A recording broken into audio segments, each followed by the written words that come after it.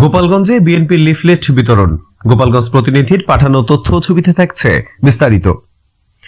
গোপালগঞ্জে জেলা বিএনপির পক্ষে লিফলেট বিতরণ করেছেন বিএনপির কেন্দ্রীয় কমিটির সাবেক সহ সাংগঠনিক সম্পাদক এমএইচ খান মঞ্জু। শুক্রবার বেলা 11টায় শহরের জেলা বিএনপির অস্থায়ী কার্যালয়ের সামনে থেকে বিএনপির ভারপ্রাপ্ত চেয়ারম্যান তারেক রহমানের উত্থাপিত রাষ্ট্র কাঠামো মেরামতের 31 দফা সম্বলিত লিফলেট বিতরণ কার্যক্রম শুরু হয়। শতাধিক নেতাকর্মীকে সাথে নিয়ে শহরের বিভিন্ন স্থানে লিফলেট বিতরণ করে একই স্থানে এসে শেষ হয়। পরে সেখানে বক্তব্য রাখেন বিএনপির কেন্দ্রীয় কমিটির সাবেক সহ সাংগঠনিক সম্পাদক এমএইচ খান মঞ্জু। এ সময় উপস্থিত ছিলেন এসএম সুমন, সাবেক যুগ্ম সম্পাদক গোপালগঞ্জ জেলা বিএনপি, মেজর অবসরপ্রাপ্ত ওহিদুল হক, যুগ্ম আহ্বায়ক গোপালগঞ্জ জেলা বিএনপি। এছাড়াও অঙ্গ সংগঠনের অন্যান্য নেতাকর্মীরাও এ সময় উপস্থিত ছিলেন। গোপালগঞ্জের ভাইরা, আজকে আমরা গোপালগঞ্জে আমাদের দলের নেতা জনাব তারেক রহমানের পক্ষ থেকে 31 দফার লিফলেট বিতরণ কর্মসূচির জন্য আপনাদেরকে ধন্যবাদ জানাচ্ছি। আপনারা সবাই সকাল 9টা থেকে আমাদের সাথে কষ্ট করে গোপালগঞ্জের প্রত্যেকটা এলাকায় আপনারা লিফলেট বিতরণে সহযোগিতা করেছেন। এই জন্য সবাইকে আমাদের দলীয় নেতা, দেশ নেতা জনাব তারেক রহমানের পক্ষ থেকে ধন্যবাদ জানাচ্ছি। আমরা আপনাদের সবাইকে একটি জিনিস অনুরোধ করছি, আমাদের দলের নেত্রী, দেশনেত্রী বেগম খালেদা জিয়াকে কালকে আপনারা দেখেছেন।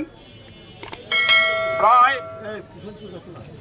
15 বছর পরে গতকালকে উনি সেনাকুঞ্জে সশস্ত্র বাহিনী দিবসে ওনাকে প্রধান অতিথি হিসেবে বাংলাদেশের বর্তমান প্রধান উপদেষ্টা সম্মানিত করেছেন।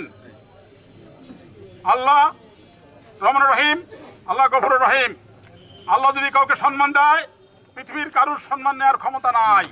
প্রিয় ভাইরা, আমরা গোপালগঞ্জের মানুষ, আজকে আমরা ঐক্যবদ্ধ হয়েছি। আজকে আমরা আমাদের নেতা জনাব তারেক রহমানের 31 দফা রাষ্ট্র কাঠামো মেরামতের জন্য আপনারা ধীরে সুস্থে পড়ে দেখবেন যে উনি যে কথাগুলো বলেছে, যারা ক্ষমতায় যেতে পারে কিংবা যায়, অতীতে গেছে, তারা এই কথাগুলো সবসময় বলেন নাই। তারেক রহমান সাহেব ঠান্ডা মাথায় বাংলাদেশের সংস্কারের জন্য, রাষ্ট্রের উন্নয়নের জন্য, ভবিষ্যৎ প্রজন্মের জন্য 31 দফা দিয়েছে। আপনারা ঠান্ডা মাথায় পড়ে দেখবেন, ইনশাল্লাহ তারেক রহমানকে আগামী দিনে যদি আল্লাহ ক্ষমতায় বসান, তাহলে উনি 31 দফা বাস্তবায়ন করবেন এবং আমাদের জাতির জন্য, ভবিষ্যৎ প্রজন্মের জন্য এমন একটা অবস্থা হবে যার কাউকে কখনো কেউ ক্ষমতায় বসে কখনো কোনো অবিচার, অন্যায় করার সাহস পাবে না। ইনশাল্লাহ আমাদের ছাত্রদের আর কখনো জীবন দিতে হবে না, আমাদের রাস্তায় আর সংগ্রাম করা লাগবে না ইনশাল্লাহ। প্রিয় বন্ধুরা, আজকে আমি আর বেশি কথা বলবো না। ইনশাল্লাহ আমরা এই কর্মসূচি আজকে শুরু করলাম, আজকে এটা শেষ না। ইনশাল্লাহ আমরা শুরু করলাম, আমরা এই কাজ চালিয়ে যাব এবং গোপালগঞ্জের প্রত্যেকটা ইউনিয়নে আমরা এই লিফলেট বিতরণ করব। প্রত্যেকটা মানুষকে আমরা এই কথাগুলো পৌঁছায় দিয়ে আসবো এবং প্রত্যেকটা মানুষকে আমরা বোঝায় আসবো যে তারেক রহমান কি চায় আপনাদের কল্যাণের জন্য, আপনাদের ভবিষ্যৎ প্রজন্মের জন্য।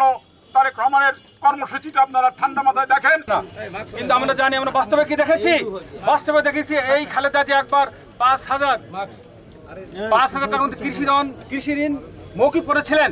সমস্ত সচিব আমি জানি, তখন বলছে ম্যাডাম এই টাকা মাফ করলে দেশ চলবে না। উনি বলে দেশ আমি চালাবো। আবার এই যে তারেক রহমান যে 31 দফা দিয়েছেন, সম্পূর্ণ বাস্তবায়ন করবেন ইনশাল্লাহ। কারণ এরপরে আমরা দেখেছি আমাদের তৎকালীন শেখ হাসিনা যিনি প্রধানমন্ত্রী সে 10,000 টাকা ঘোষণা করেছিলেন, 1 টাকাও কিন্তু মাফ করতে পারে নাই, কিন্তু খালেদা জিয়া পুরোটা মাফ করেছে। আমি নিজেও ভুক্তভোগী ছিলাম, 5,000 টাকা দেওয়া লাগেনি, 10,000 টাকা কিন্তু দিয়েছি। আজকে 31 দফা আপনারা দেখতেছেন, প্রত্যেকটি দফা ইনশাল্লাহ বাস্তবায়ন হবে, এই বিশ্বাস আমাদের রাখতে হবে, জনগণকে বোঝাতে হবে। কারণ আমরা সেই দল করি যে দল দুর্নীতিবাদের বিরুদ্ধে, লুটেরার বিরুদ্ধে, চোরের বিরুদ্ধে, অবশ্যই সকল জনগণের স্বার্থে, এদেশের মেহনতি মানুষের স্বার্থে, কৃষকের স্বার্থে এই 31 দফা বাস্তবায়ন হবে বলে আমি আশা এবং বিশ্বাস করি।